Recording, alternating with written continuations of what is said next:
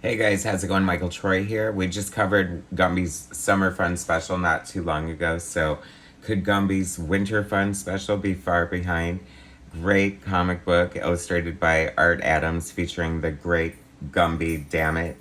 Anyway, subscribe to my channel if you haven't already. Hit that like button. Let's get right into it.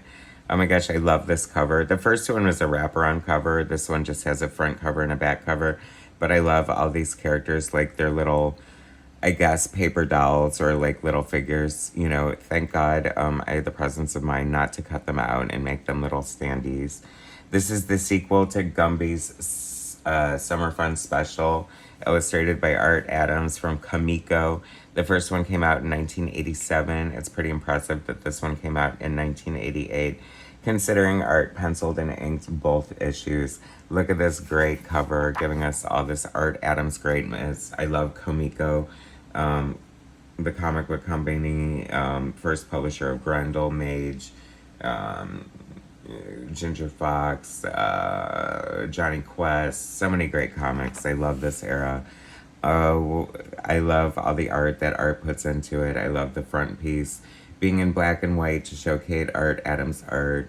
His little signature there, so recognizable, as are all my favorite artists' signatures. I know you guys know what I'm talking about. Bob Schreck, Administrative Director, Diana Schutz, Editor-in-Chief, Rick Taylor, Art Director, Jerry Giovinco, Dennis Lasorda, and Phil Lasorda, Publishers. Steve Purcell, writer. Last time we had Bob Burden of Flaming Carrot fame writing, and this time we have Steve Purcell. Arthur Adams, artist. L. Lois Bohollis, letterer. Rick Taylor, colorist, and Michael Urey, editor. I love this splash page. I love how they Gumby created by Art Clokey. That's an important note right there. Gumby, huge, popular claymation animation, I guess in the 60s, right? I'm sure someone will correct me if I'm wrong. I like when they utilize the actual art to use the title. That's always fun. Gumby definitely living in a different world. I mean, there's puppets here, there's toys. I guess they're basically all toys or creatures. You know, we had monsters last time. And now we have this mustachioed construction worker. Can the village people be far behind? Let's see. Yes, I think they can be very far behind, like super far behind in a Gumby comic book. But a boy can dream, right? Gumby. I don't know. Aside from my lack of, I don't know. I was going to say my lack of tone deafness, but I'm full of that. Anyway, I love Gumby, and Pokey. Pokey's like the best sidekick ever. So much fun. First, he was a little ball of clay. All the Art Adams goodness just shining through. It's interesting because Gumby himself is so like, it's like, let's get Art Adams just because he draws everything so good. And he slipped Gumby into the background a couple of times in some comic books. So he is obviously the first choice. But Gumby's design, like, look, doesn't have a lot of detail in it. So it's like you're getting all this extra, like, Art Adams shading and stuff, which I completely welcome. Fun use of Zipatone.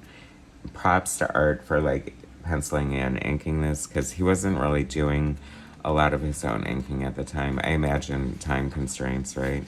I mean, insanely detailed art by Art Adams. And, I mean, I have to say, like, that was the best name when, if anyone ever, like, his mother saw him and was like, Art, you are art. You will do art. You will live art. You will breathe art.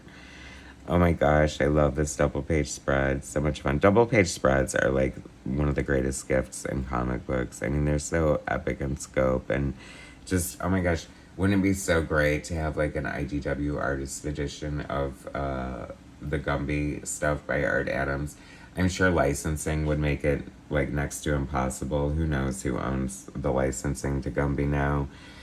And how like Comico folded. I don't even know what happened to like a lot of their properties and stuff, but I mean, obviously I feel like, like stuff with like Star Wars reprints and stuff, like other companies are allowed to publish them. I'm not sure exactly how it works, but I'm sure every deal is different.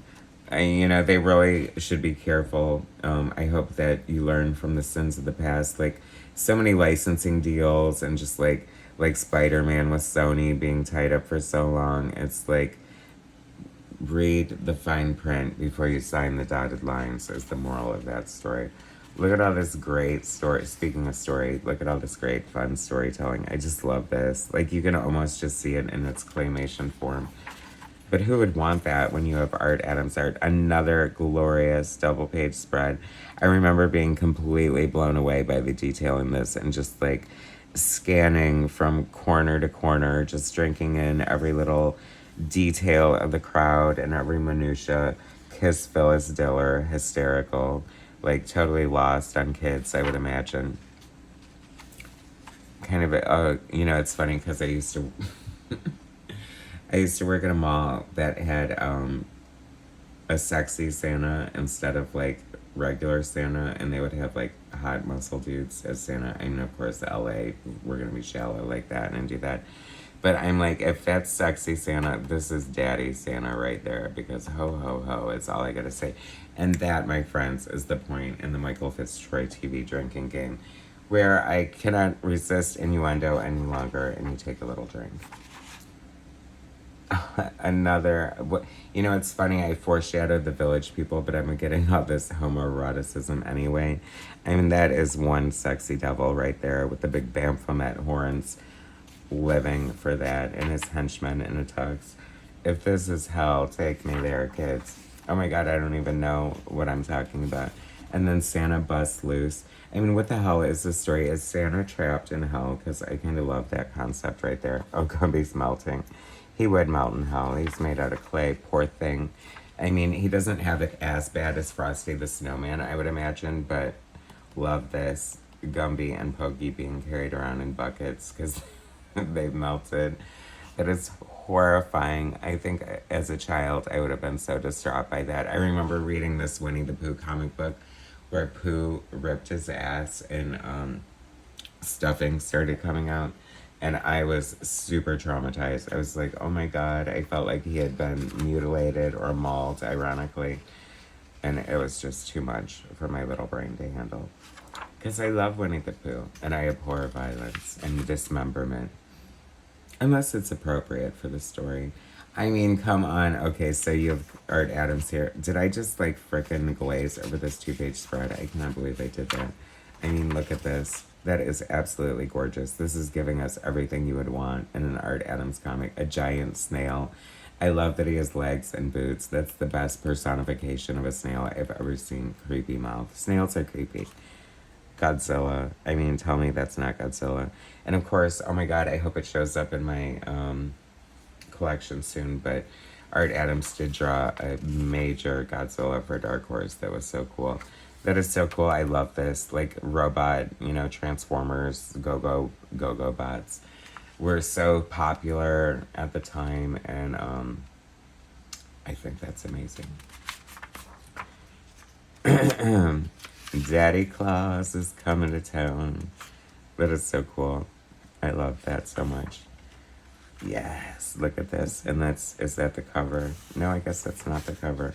I mean, can you imagine? I think this might have been a house hat or something. That looks so great. Look at that art.